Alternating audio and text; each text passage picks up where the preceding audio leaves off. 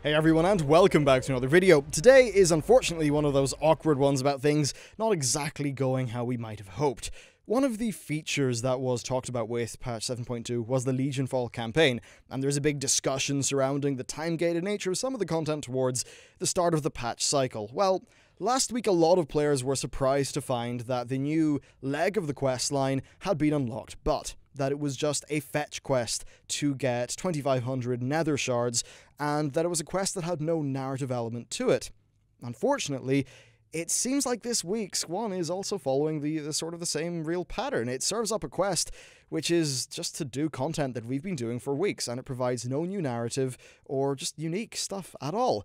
The quest itself is to collect 100 items. Now, these drop from Sentinak's creatures, specifically from the rare portal beacons and the boss mobs, but especially from the boss mobs. They drop a lot more marks than anything else currently, so you should only need to kill 2 or 3 of them to complete the quest. Now, on top of that, there have been some complaints about how this interacts with the Sentinak system, because the people who are there for the nether shards, of course, don't want to spawn in the bosses. Because when you spawn a boss in, it puts the whole area in cooldown, which is less efficient for your nether shards per hour count. So it does seem like it's just a little bit poorly implemented currently.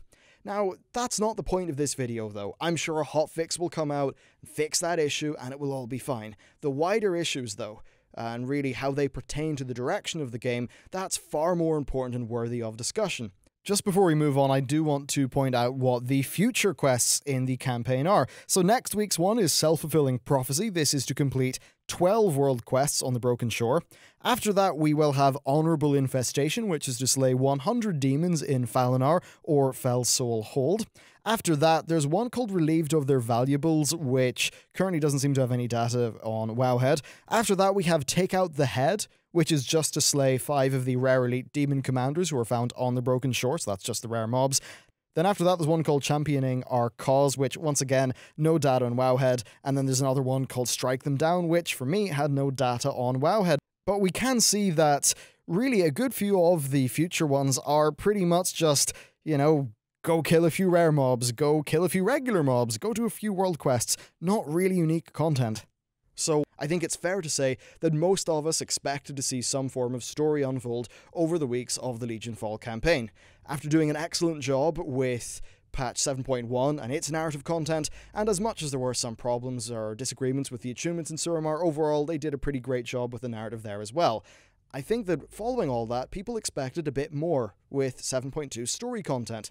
Looking back at previous patches, 6.2 brought a new addition to the Garrison campaign. It wasn't great, but it was a new bit of narrative content. Same goes for the 6.0 Garrison campaign, as well as the excellent narrative of patch 5.1. Now, this was overall perhaps the best done by 5.2, which was, I think, widely considered one of the most well-rounded, content-rich, and well-designed patches that they have made, especially in recent memory. Each new area of the island in 5.2 was a new set of quests, and unlocking it involved a new narrative scenario, which culminated in like a major bit of plot development that happened at the very end, taking place outside the Throne of Thunder raid. Now, these were scenarios that were fully voice acted from the start. They were, you know, unique scripted interactions. It was all the kind of stuff that took a lot of time and effort to develop, you know, high quality content. With patch 7.2, we have so far seen the same format, just that the weekly quests have no content in them. And I really do mean zero content. Doing a Legion invasion is not new, collecting 2,500 nether shards is not new, and doing the Sentinaks for 20 minutes is not new either. They are just a small bit of extra motivation to do the existing content that we have been doing since the patch released, bar perhaps the invasions, which of course came out slightly after launch. The degree to which this stuff affects us and how much it's weighted in our own sort of personal opinion really is just based on like our own interests, what we do in the game. Is this going to affect, say, the raiding population much? Nah, probably not. They're still chugging away at Nighthold, and they're benefiting from the faster progression and catch-up mechanics that were added in this patch. As for myself, well, as I covered a few days ago, I'm using this patch to basically do looks of every class in the game, so while I've yet to find a place to raid following the death of my old guild, I'm still benefiting from the new catch-up mechanics that were actually added in this patch. especially since they have the effect of unlocking quite a lot of new class-based content that I just had not seen before because, well, alts were a little bit of a pain in the ass, to say the least, in 7.0. However, for the players who enjoyed Suramar and the Insurrection storyline in 7.1, it certainly seems like this patch is not working out that well. Many of us are, we're happy to do a bit of Centenax grinding or to repeatedly do invasions for shards because the idea of getting a Convergence of Fate or an Arcano Crystal is something that's really motivating to us, but that isn't for everyone, and it certainly isn't going to have full coverage of the people who Legion itself appealed to. This expansion seemed to draw back a lot of people to World of Warcraft. It was bunged full of content, with the Order Hall campaigns, with Suramar, content that was, I think, it was obviously core to the enjoyment of the game for many of the people who returned. It gave you a lot to do and it often pushed the story forward. So when a major patch like 7.2 releases, it's a fair expectation that that trend will continue. Instead, it's pretty much grinded to a halt. Do remember that Blizzard marketed this as their largest World of Warcraft patch ever. And that seems almost as absurd as the claim that 6.2 was the largest patch ever, which of course was the claim they made back when it released, but compare either of them to 5.2, and well, it's just kind of funny. As much as this might seem harsh, I do think we should be holding Blizzard to a very high standard, especially if it is a standard that they have met before. We know they can do this. So while this patch might be fine for me, and while it might be fine for you, it seems like there is a very large piece of the puzzle missing for many players, as well as a very large missed opportunity to make use of the narrative that was set up in the patch's cinematic trailer, which certainly seemed to be pushing the story-based angle quite heavily. While the gameplay will of course never match up to a pre-rendered trailer, the trailer does, it gave you an expectation that I think is perhaps a little bit different to what we ended up seeing in-game. A classic example of the trailer being really cool and just the gameplay not adding up.